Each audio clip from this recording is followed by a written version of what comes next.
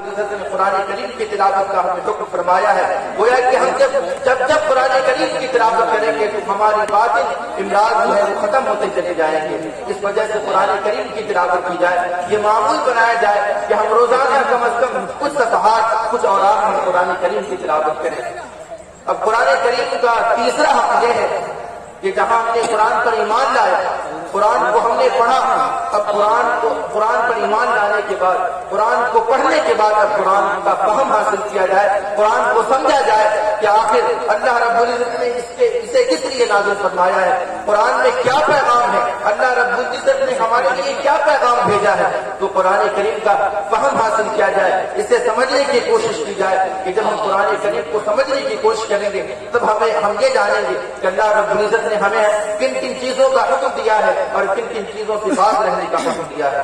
تو قرآن کا فہم حاصل کیا جائے. روایتوں میں آتا ہے کہ حضرت عبداللہ ابن عمر رضی اللہ تعالیٰ عنہ نے صرف سورہ بقرہ کے فہم پر 8 سال صرف کیے. آپ نے صرف سورہ بقرہ میں غور و فکر کرنے پر 8 سال صرف کیے. لیکن آج ہم اپنا محاسبہ کریں, اپنا جائزہ لیں کہ کیا ہم نے سورہ فاتحہ پر بھی غور و فکر کیا, اس کو سمجھنے کی کوشش کی جسے ہم ہر روز نماز میں پڑھتے ہیں.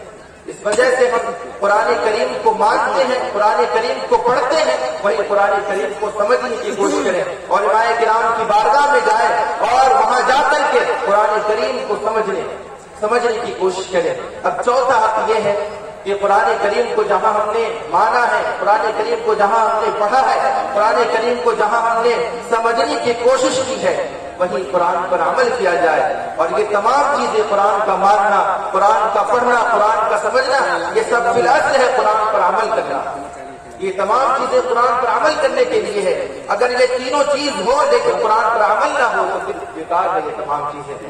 اسی لیے تو علامہ اقبال نے کہا تھا وہ زمانے میں معزز تھے مسلمان ہو کر اور تم خار ہوئے تاریخ قرآن ہو کر. وہ تمہارے آباء و اجداد تھے, تمہارے اسلاف تھے جن کا رشتہ قرآن کے ساتھ مضبوط تھا, جس کی وجہ سے وہ جہاں بھی جاتے تھے وہ فتح ان کے قدم چومتی تھی, کامیابیاں ان کے قدم چومتی تھی. لیکن آج ہم نے اپنا رشتہ قرآن کے ساتھ کمزور کر دیا ہے, جس کی وجہ سے تمہیں ذلت و رسوائی کا قدم دینا پڑ رہا ہے.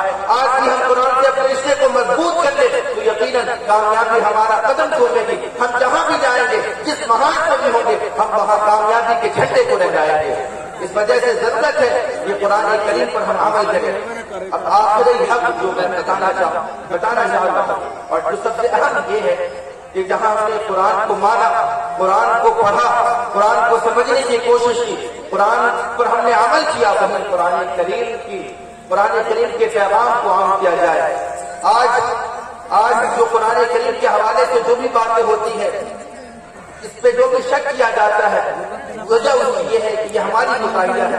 آج ہم نے قرآن کے پیغام کو دنیا کے کونے کونے تک نہیں پہنچایا, بلکہ میں تو یہ کہنا چاہوں گا کہ قرآن کا جو پیغام ہے ہم نے اسے خود سمجھنے کی کوشش نہیں کی ہے, تو پھر ہم دوسروں تک کیسے پہنچائیں گے. اس وجہ سے ضروری ہے, یہ صرف علماء کرام کی ذمہ داری نہیں ہے بلکہ ہر ایک مسلمان کی ذمہ داری ہے کہ قرآن کریم کے پیغام عمل کو دنیا کے کونے کونے تک, دنیا کے خطے خطے تک پہنچایا جائے. حضور اکرم صلی اللہ تعالیٰ علیہ وسلم کی حدیث مبارکہ ہے, بلغوا عنی ولو آیہ, تمہیں ایک ہی آیت ہو, تمہیں کچھ بھی حاصل ہو تم دوسروں تک پہنچاؤ, ایک ہی آیت کیوں نہ ہو. اس وجہ سے ہم سبوں کی ذمہ داری ہے کہ قرآن کے پیغام کو عام کیا جائے, قرآن کو پڑھا جائے, قرآن کو سمجھا جائے, قرآن پر عمل کیا جائے اور قرآن کے پیغام عمل کو دنیا کے کونے کونے تک پہنچایا جائے. اللہ رب العزت ہم سبوں پر اپنا خاص فضل و کرم فرمائے اور ان تمام باتوں پر عمل کرنے کی توفیق عطا فرمائے. وآخر دعوانا الحمدللہ رب العالمین.